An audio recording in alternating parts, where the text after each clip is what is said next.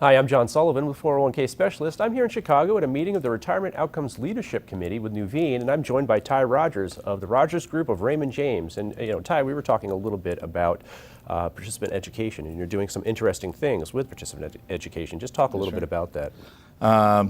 So we focus in the 50 million and below marketplace, and part of what we try to do is meet with all participants. Each location, we have a scalable model. Okay. So participants across the country have a service plan that basically incorporates participant education, discussing the importance of saving for retirement, the impact of starting early, and then measuring our success based on deferral amounts, and then working through plan design with investment committees. So you meet one-on-one with each and every participant. I mean, that's amazing that you have that kind of scale. We do. Yeah, that's incredible. Now, how does it differ from financial wellness when you're talking about participant education?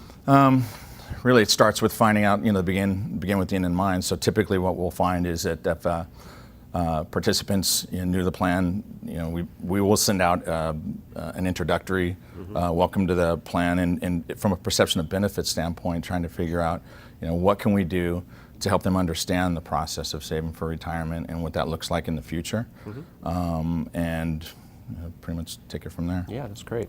Now, I'm curious about your views on loans. What do you think? Good, bad, indifferent? Not a fan. Not a fan. Not a fan. It enables folks to make perhaps a poor decision. There's certain instances where it might make sense, perhaps first-time home buyer. Okay. But for the most part, we've found that when working with HR directors, that's one of their biggest frustration points is, because what we've found is, it's enabling people to perhaps make the wrong decision in what should be considered a retirement investment savings plan. Absolutely. Now, is this something that you actively discourage when you sit down with them, or is it not even a topic that you Yeah, broach? it is, and it usually, really? From the sponsor side, they're trying to do the right thing, trying to make sure that their workforce is in a position to do what they want to do with what is their money.